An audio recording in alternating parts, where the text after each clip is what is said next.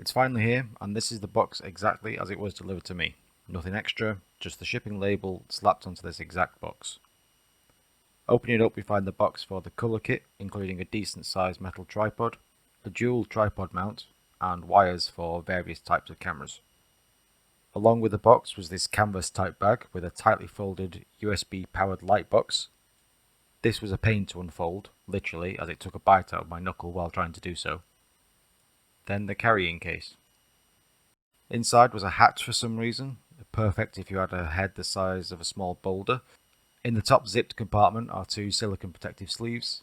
Shame I didn't get a black or grey one and ended up with the blue and yellow, but never mind. In the bottom section was a pouch containing a small bookmark thing, instructions of installing the protective sleeves, and a manual, along with a branded USB pen drive, which contains digital versions of the previously mentioned, along with silent tutorial videos and a setup file for CR Studio, which leads to a lot of confusion. I'll get to that later.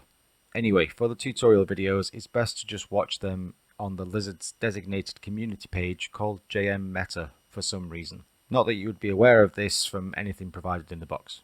The turntable is the first thing out of the bottom section of the case, and for some reason I was expecting it to be magnetic, which it isn't, not that that's much of a problem.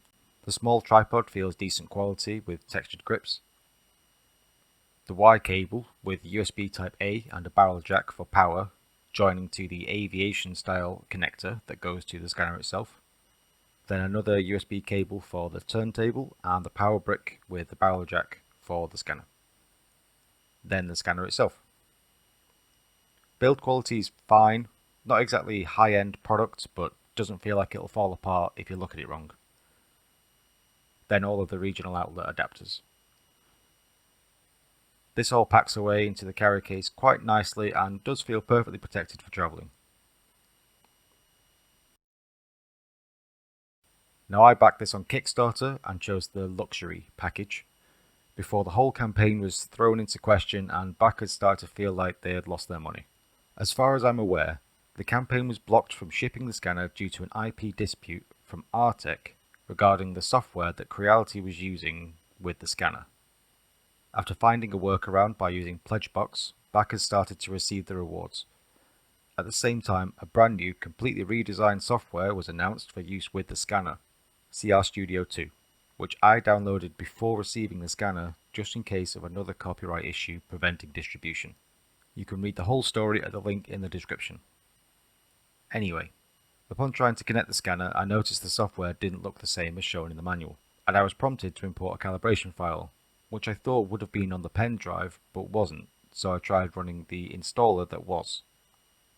This installed the older CR Studio Lite, overwriting the previous installation I had of version 2. This did allow the calibration file to be downloaded and installed automatically, and the scanner started working straight away. So while a little confusing, the important thing is that it was working. But I didn't want to use software that was already being replaced, even if the manuals would now be obsolete.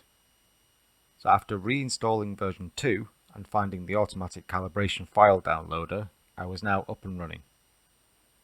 First things I noticed are, the fan is quite loud and runs constantly whilst powered up.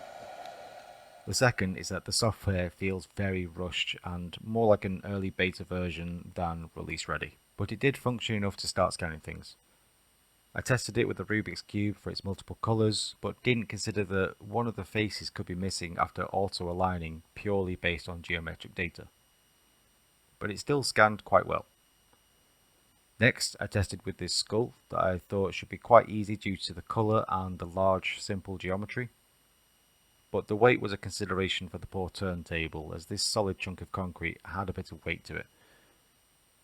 But it wasn't a problem, save for a slight increase in motor whine. With just 2 scans, the results were fantastic. The only issue was this hole in the side of the jaw, but the Fuse model had patched that perfectly. Though trying to load the OBJ file into Cura didn't work for some reason. Loading the file into Mesh Mixer and re-exporting it as an STL allowed Cura to read it no problem and get started printing. With the tree supports, it actually looked cooler than the original. The finished result was a fantastic replication. The sizing, proportions are a perfect match, just the printed one is less than 5% of the weight. Then to try something a bit more practical, At first the table and the bottom of the center cap were blending into one, so I tried to stand it off from the table and rescan it. The fused results were quite messy, so I tried reprocessing the data at different points on the Simplify Faces slider to no avail.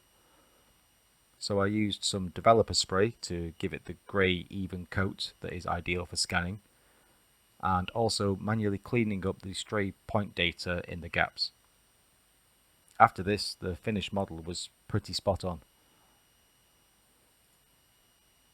I also remade the cap in Fusion 360 using the process model as a reference.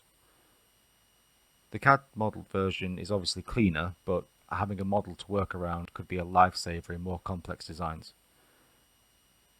Both work in the wheels just fine, however, so the scan was certainly a success.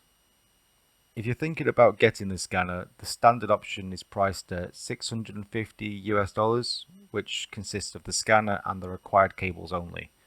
Though I would suggest coughing up the extra $100 for the premium, which includes the tripod, turntable, but mostly for its case. As for the luxury option, however, the colour kit is made up of readily available cheap items that you can buy for yourself for less than the $100 that Creality are charging. This is besides the fact that from my attempts, I couldn't even get a colour scan to work at all. I don't know if this is for me trying to use an iPhone over Bluetooth instead of a wired DSLR, but until I can test it further and the software is updated, it's simply not a working feature right now. Though at the time of making this, there is a new version that has become available, so I'll continue to learn how to use this fully in the coming days. At this point, I do think it's a good scanner, but you have to keep in mind that, like printers, buying a sub £200 printer won't give you the performance of a £2,000 machine. It's simply not the same technology or intended market. And just like 3D printing, there is a learning curve and you need to learn how to get good results. But with a little effort and patience, and being realistic with your expectations, this is a capable 3D scanner that's massively held back by the software right now. But I am sure that in time that will change. I think I'll be making a video going over the full process of scanning, so if that's something you'd like to see or have any questions, let me know in the comments and get subscribed. Thanks for watching, see you in a bit.